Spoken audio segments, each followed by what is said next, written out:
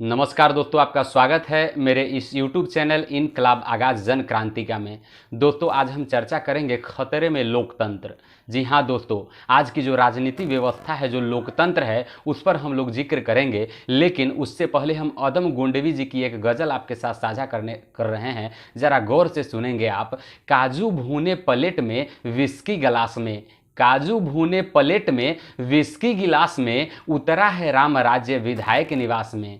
पक्के समाजवादी हैं तस्कर हो या डकैत, पक्के समाजवादी हैं तस्कर हो या डकैत, इतना असर है खादी के उजले लिबास में। आज़ादी का वो जश्न मनाए तो किस तरह, आज़ादी का वो जश्न मनाए तो किस तरह, जो आ गए फुटपाथ पर घर की तलाश में। जी हाँ दोस्तों, पैसे से चाहे तो आप सरकार गिरा दे, पैसे से आप चाहें तो सरकार गिरा दे। संसद बदल गई है यहाँ की नखास में, जनता के पास एक ही चारा है बगावत।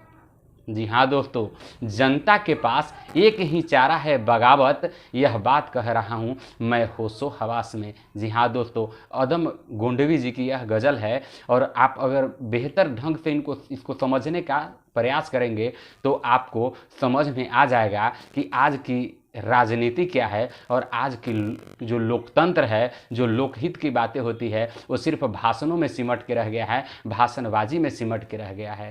दोस्तों, आज की जो आधुनिक राजनीति व्यवस्था है उसमें लोकतंत्र का मजाक उड़ाया जा रहा है।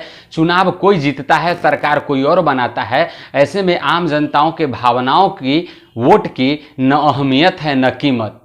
भेड़ बकरियों की तरह खरीद फरोख्त हो रही है। किसी के दबाव में या फिर प्रभाव में आकर लोग एक दूसरे को वश में करने का प्रयास कर रहे हैं, जो लोकतंत्र के लिए बहुत बड़ा खतरा है। अगर आप किसी गांव में रहते हैं या फिर किसी गांव में रहे हैं तो आपको पता होगा कि गांव में जो घूम घूम कर जो व्यक्ति बकरी खरीदता है उसको चीक बोलते हैं। जी हाँ दोस्तों, बस यही हो रही है हमारी राजनीति में भी। चीक की तरह और भेंकर बकरियों की तरह खरीद बिक्री जारी है दोस्तों।